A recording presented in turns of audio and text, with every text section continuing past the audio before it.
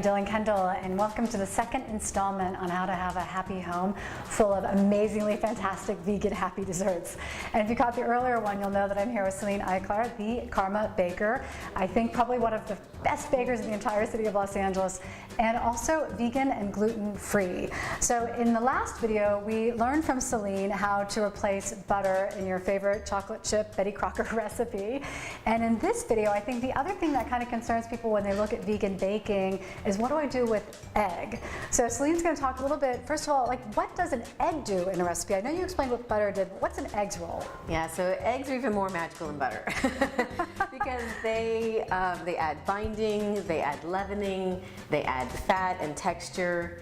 And so it depends on the recipe what you're going to do with the egg, how you're going to replace it. So unlike with butter, where with butter we saw it was pretty easy to just take like a cup of coconut oil and stub it for a stick of butter, probably not the same case with eggs in vegan cooking. Right. So in eggs, I know, what are some of the options you use to replace eggs in cooking and baking? So eggs, we can use a few things. The easiest and one you're probably most familiar with is applesauce or pumpkin puree, a fruit puree, and that is good for binding. Okay. The next one for lift would be a chemical reaction between like a vinegar and baking soda. You know, when you mix the two, it lifts. Here, this is actually chia seeds. Yeah, right? so we're going to show you chia seed. Another really common one for bind, especially, is chia seed. Chia is fiber, it's protein, it's antioxidants and amino acids. It really is good for you. And some people, I think, just scoop it like right into, you know, like put it on cereal or put it right into oatmeal or something, right? And they eat it. Yeah, it's a little nutty. Do you taste that nutty flavor when you? Very, very mildly. It's so mild. Yeah. Okay. So what's happening here with our tray and our measuring cups? So what we have, we grind our chia seed because it helps make a finer emulsification. Okay. So we take 1 tablespoon of chia, ground chia, and then 3 tablespoons of water. I'm going to just pop that in there, and then just quickly mix it. Let it sit for a minute.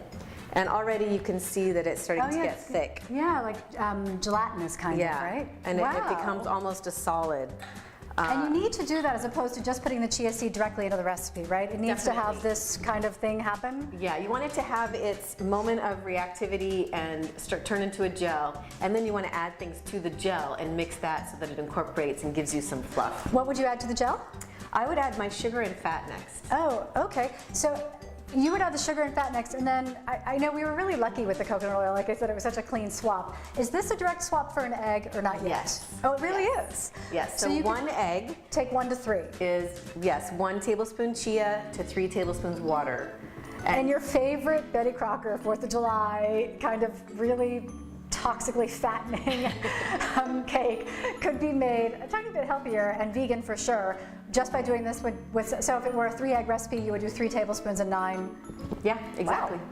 I'm telling you, we wanted to make this as easy as we could for you guys, right? And chia seeds you can buy pretty much anywhere, including online, I think, right? Yeah, definitely online. I get them at Costco sometimes. What are we making with this today for me to sample? Because a lot of this is just about what I get to sample when I come to the Karma Baker. Today, we're making chocolate cupcakes.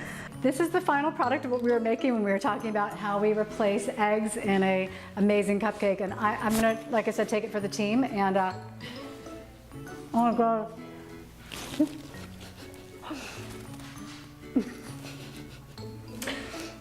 It's a slam dunk. The team wins.